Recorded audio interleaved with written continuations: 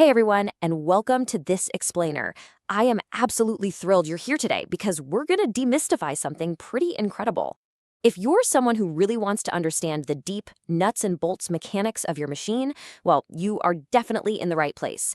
Today, we are breaking down exactly how computers handle multitasking.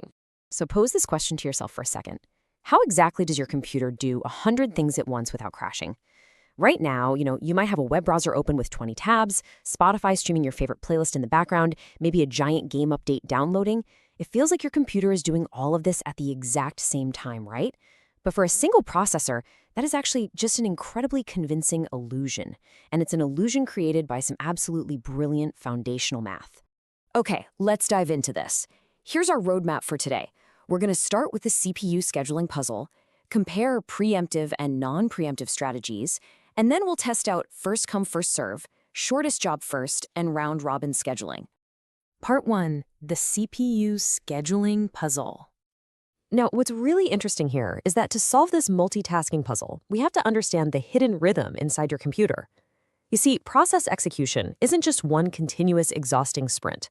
A process actually alternates. It goes between a CPU burst, which is intense number crunching, and an I/O burst, which is essentially just sitting around waiting for data to be read from a hard drive or typed on a keyboard. And because processes spend so much time just waiting, your operating system has this golden opportunity to step in and give that idle CPU time to someone else. Which brings us to a really critical metric, throughput. Simply put, throughput is the number of processes completed per unit of time. Now, to maximize this, we need incredibly smart scheduling algorithms. The ultimate goal? Keep that CPU 100% busy. We literally do not want to waste a single microsecond of processing power while a task is stuck waiting on an I/O burst. Moving on to part 2, preemptive versus non-preemptive scheduling. So before we actually look at the solutions, we have to lay down the rules of the road for the CPU. Basically, there are two main styles of traffic management. On one side, we have preemptive scheduling. This is super flexible. The operating system can literally interrupt a running process, kick it right out of the CPU when its time is up and hand the lane to someone else. It's great, but it takes computational overhead to manage all that switching. On the other side, we have non-preemptive scheduling, and this is rigid. Once a task gets on that CPU highway, it hogs the lean until it completely finishes or naturally goes to sleep. No interruptions allowed, period. Now, for all the algorithms we're going to look at today, we're judging them on one main benchmark, and that's waiting time. It is exactly what it sounds like. How much time processes spend just sitting in the ready queue, waiting for their turn on the CPU. Our ultimate quest today is to minimize this waiting time as much as humanly possible. Section 3, first come, first serve.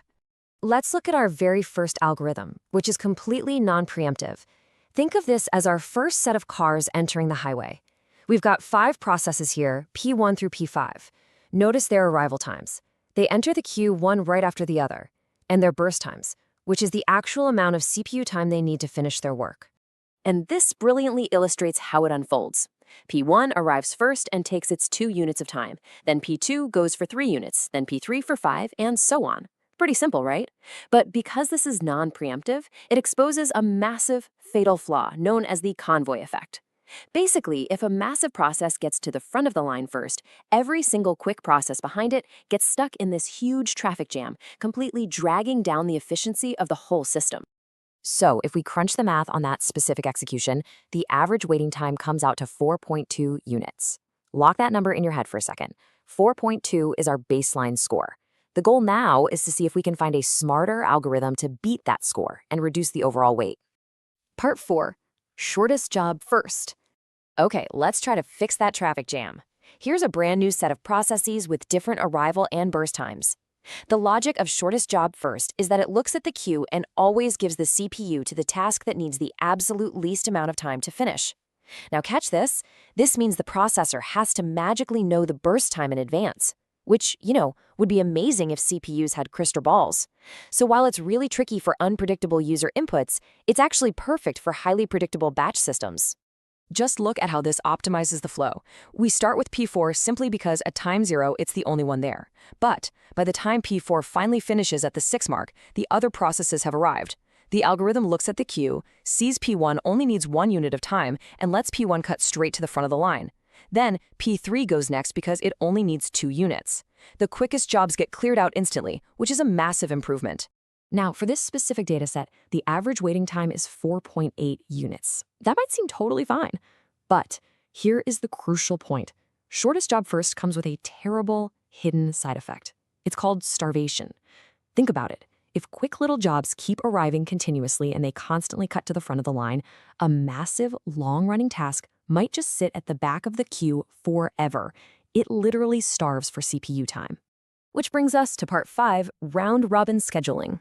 So we need fairness, but we cannot have those traffic jams. Enter the grand equalizer, round-robin. The absolute genius of this algorithm lies in a preemptive concept called the time quantum. The CPU picks a process, sure, but it only lets it execute for a strict, fixed slice of time. If the process finishes in that window, great. But if that time expires, the CPU ruthlessly interrupts it and kicks it straight to the back of the line. Let's put this to the ultimate test. Here are 5 new processes. For this scenario, we're going to lock our time quantum at a strict 2 units. No process is allowed to hold the CPU for more than 2 units of time without getting booted to the back. Watch this timeline. It's a complete flurry of activity. P1 starts, but after 2 units, bam, it gets preempted, forcefully paused. P2 steps up, gets its 2 units, and also gets preempted.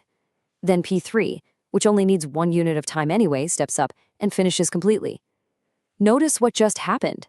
Because of that strict time quantum, P3 didn't have to wait for P1 and P2 to finish their massive workloads. It got immediate attention. No starvation whatsoever.